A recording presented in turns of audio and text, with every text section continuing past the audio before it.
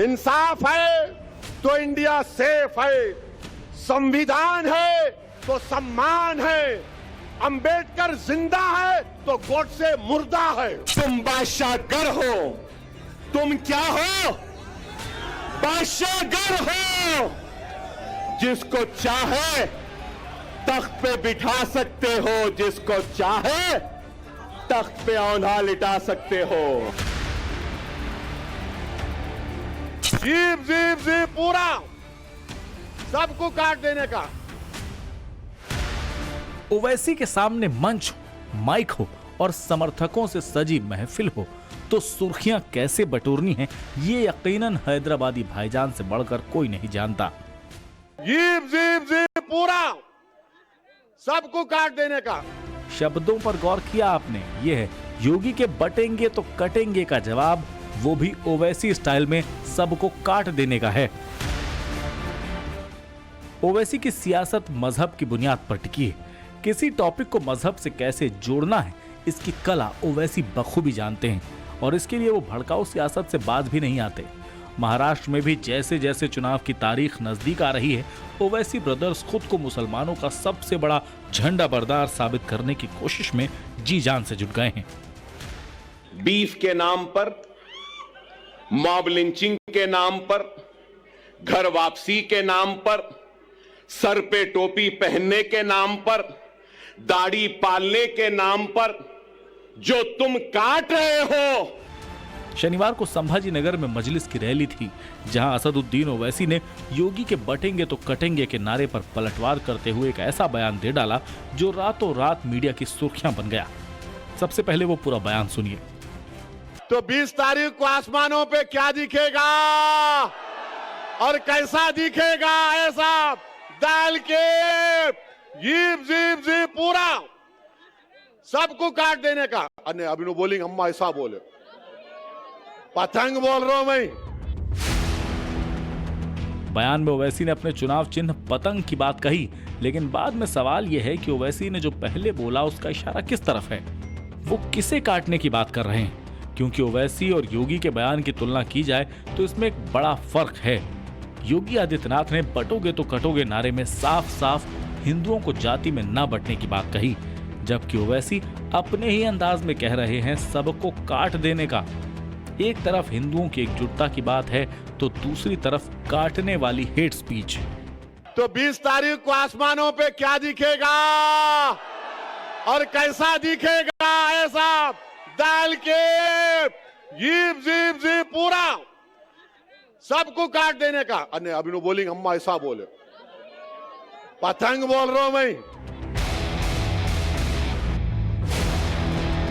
ओवैसी को अच्छी तरह से मालूम है कि वो क्या बोल रहे हैं, उनके समर्थक क्या चाहते हैं, उनकी उकसावे की राजनीति कैसे परवान चढ़ेगी।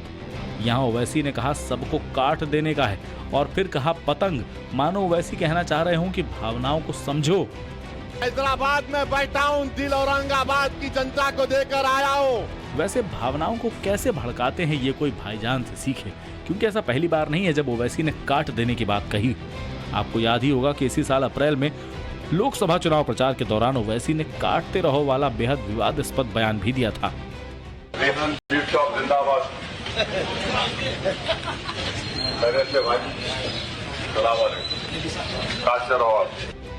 ये तस्वीरें उस वक्त की हैं जब ओवैसी भाईजान हैदराबाद में घूम घूम कर लोकसभा चुनाव में अपना प्रचार कर रहे थे। इसी बीच रास्ते में एक बीफ शॉप आई तो अचानक ओवैसी वहां रुके और फिर भाईजान का माइक ऑन हो गया। चाय दुकान का नाम क्या है? अजीम बीफ शॉप। वाह वाह वाह, माशाल्लाह माशाल्लाह। बड़ेगा खाएंगे। जिंदाबाद नहीं बोला, माशाल्लाह बोला माशाल्लाह। रेहान बीफ शॉप जिंदाबाद। पहले से भाई सलाम अलैकुम। काटते रहो आप। पहले लोकसभा चुनाव में काटते रहो की बात और अब महाराष्ट्र विधानसभा चुनाव में सबको काट देने वाला नैरेटिव। सवाल यही है कि क्या काटते रहो बोलने वाले ओवैसी की सियासत बांटते रहो की मुहिम के साथ आगे बढ़ रही? क्योंकि कुछ ही महीने पहले लोकसभा चुनावों में ओवैसी जानबूझकर बीफ का नाम लेकर देश के सबसे बड़े बहुसंख्यक वर्ग का मजाक उड़ा रहे थे और अब महाराष्ट्र विधानसभा चुनाव में काट डालने की बात कहकर वो हेट स्पीच का नया लैंडमार्क सेट कर रहे हैं। हालांकि संभाजी नगर में ओवैसी भाईजान यही नहीं रुके, उन्होंने प्रधानमंत्री मोदी के एक रहोगे तो सेफ रहोगे वाले बयान पर भी पलटवार किया। अलग अलग जातियों में टूटने से आप सोचिए कमजोर हो जाएंगे कि नहीं हो जाएंगे। इसलिए मैं कहता हूं, एक है तो सेफ है, एक है तो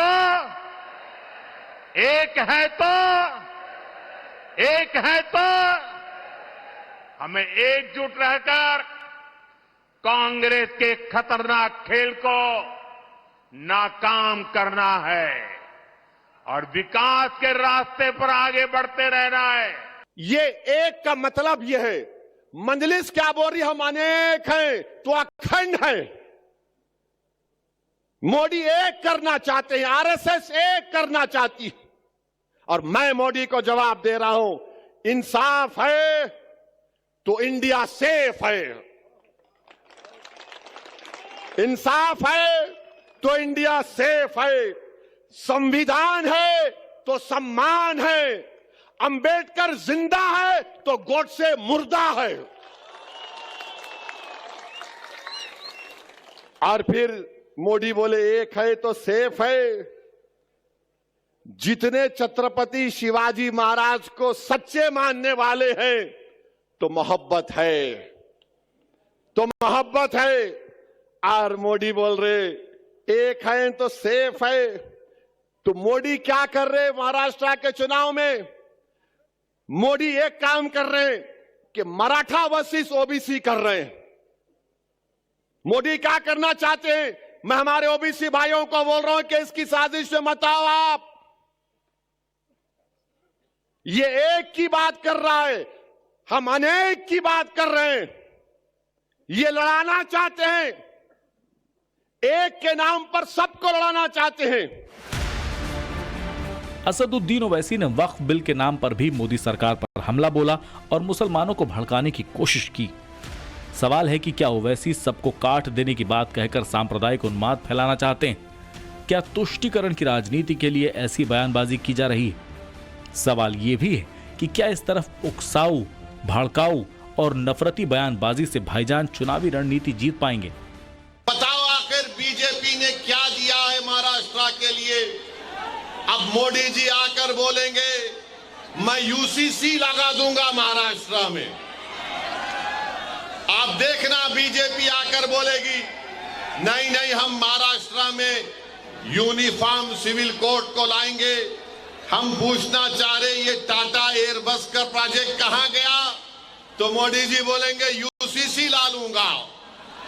जब महाराष्ट्र का मराठा पूछ रहा है, महाराष्ट्र का किसान पूछ रहा है आज हम इतने परेशान क्यों हैं, आज हम इतने गरीब क्यों हैं, मखरूज क्यों हैं, तो मोदी जी बोलेंगे भाइयों बहनों लव जिहाद हो रहा है। आप बताइए महाराष्ट्र में इतना बड़ा प्रदेश मगर इसके बारे में बीजेपी के पास कोई प्रोग्राम नहीं है। असल में ओवैसी नैरेटिव गढ़ने में महारत रखते हैं। किस चुनाव में कहां कौन सा पर्चा किस टाइम पर पढ़ा जाना है, इसमें वो परफेक्ट हैं। यही कारण है कि उनकी पहचान भड़काऊ लीडर के तौर पर सबसे ज्यादा रही। तभी तो वो 2024 के चुनाव के दौरान काटते रहो बोलते हैं, 2022 के यूपी चुनाव से पहले यूपी पुलिस को धमकाते हैं और कर्नाटक में हिजाब पहनने वाली प्रधानमंत्री की वकालत करते हैं। और अब सबको काट डालने का वाली तकरीर ओवैसी बैरिस्टर हैं। कब कहां कितना बोलना है इसका पूरा लेखा जोखा नाप तौल उनके पास होती है। लेकिन एक मुद्दे पर आकर ओवैसी की पॉलिटिक्स जज्बा, ओवैसी के ही नक्शे कदम पर चल रहे उनके छोटे भाई अकबरुद्दीन ओवैसी जो इन दिनों महाराष्ट्र में जमकर पसीना बहा रहे हैं। छोटे ओवैसी जब भी बोलते हैं जुबान से अंगारे बरसते हैं, कंठ का सारा जहर मजलिस के आगे परोस देते हैं। कभी मोदी का नाम लेकर तो कभी धमकी भरे अंदाज में वो 15 मिनट पुलिस हटाने की बात करते हैं। यानी एजेंडा वही, नफरती सियासत को हवा देना, मुसलमानों में खुद के रहनुमा होने का भरोसा जताना। योगी आदित्यनाथ ने अपनी तकरीर में कहा कि बटोगे तो कटोगे। लोग काफी एतराज कर रहे हैं उस बात पर, मगर मैं ये कहूंगा, बीफ के नाम पर, मॉब लिंचिंग के नाम पर, घर वापसी के नाम पर, सर पे टोपी पहनने के नाम पर, दाढ़ी पालने के नाम पर जो तुम काट रहे हो, क्या ये तुम्हारी नफरत हिंदुस्तान के सबसे बड़ी अक़लियत से, क्या ये मुल्क को कमजोर नहीं कर रही है?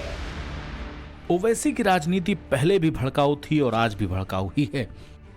मुस्लिमों की आवाज उनका सबसे बड़ा रहनुमा बनने की होड़ में ओवैसी सांप्रदायिक सियासत को कैसे हवा देते हैं, कैसे एक के बाद एक लैंडमार्क सेट करते हैं, उसकी एक नहीं कई मिसालें हैं।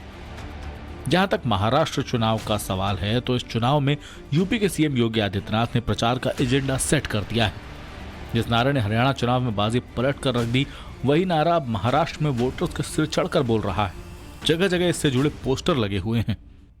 छत्रपति शिवाजी महाराज जिस एकजुटता का प्रदर्शन करके हिंदवी साम्राज्य की स्थापना किए थे, आज उसी का आह्वान करने के लिए, उन्हीं से प्रेरणा लेकर के मैं बार बार आपसे कहता हूं कि बंटिए मत।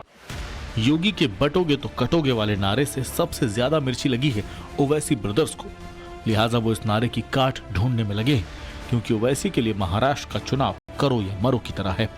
सवाल पार्टी की साख बचाने का भी है। महाराष्ट्र में मौका लोकसभा चुनाव में मिली नाकामी का दाग धोने का भी है। महाराष्ट्र में जिन 2 सीटों पर ओवैसी के सिटिंग एमएलए हैं, उन्हीं सीटों पर इस बार समाजवादी पार्टी से उनकी कड़ी टक्कर है। क्योंकि दोनों पार्टियों का वोट बैंक एक है, इसीलिए मुस्लिम वोट बैंक को अपने साथ इंटैक्ट रखना ओवैसी ब्रदर्स के लिए सबसे बड़ी चुनौती है। यही कारण है कि ओवैसी ब्रदर्स ने अपने सारे घोड़े खोल दिए हैं। सिर्फ 14 सीटों पर लड़ने वाले ओवैसी के मन में महाराष्ट्र का किंग मेकर बनने का सपना है। फॉर्मूला वही पुराना है। मेरी बात को सुन लो, महाराष्ट्र की तारीख में ऐसा सुनहरा वक्त नहीं आया जो अब है। अगर हम मुनज़्ज़म, हम मुत्तहिद, हम एक, और अगर हमारे 10 एमएलए आ जाएंगे, ना ठाकरे, ना शिंदे, ना गांधी, ना पवार, हमारी मर्जी, हमारी इजाजत के बगैर कोई भी तख्त पे नहीं बैठ सकता। सुनहरा मौका है, समझो। तुम बादशाहगर हो। तुम क्या हो? बादशाहगर हो। जिसको चाहे तख्त पे बिठा सकते हो, जिसको चाहे तख्त पे औंधा लिटा सकते हो। महाराष्ट्र में 12% मुस्लिम वोट हैं, जिनके लिए एमवीए, समाजवादी पार्टी और ओवैसी की एआईएमआईएम को लेकर सिर फुटअव्वल जारी है। और यही अब की बार ओवैसी की पार्टी के डर की सबसे बड़ी वजह है। फिलहाल ओवैसी अपने कट्टर एजेंडे के साथ सियासी राह पर आगे बढ़ते नजर आ रहे हैं, लेकिन इससे उन्हें महाराष्ट्र में कुछ हासिल भी होगा या नहीं, ये बड़ा सवाल है। क्योंकि इससे पहले बीते कुछ चुनावों में भी ओवैसी की जहरीली जुबान तो खूब चली, लेकिन झोली खाली रह गई। ब्यूरो रिपोर्ट, टाइम्स नाउ, नव भारत।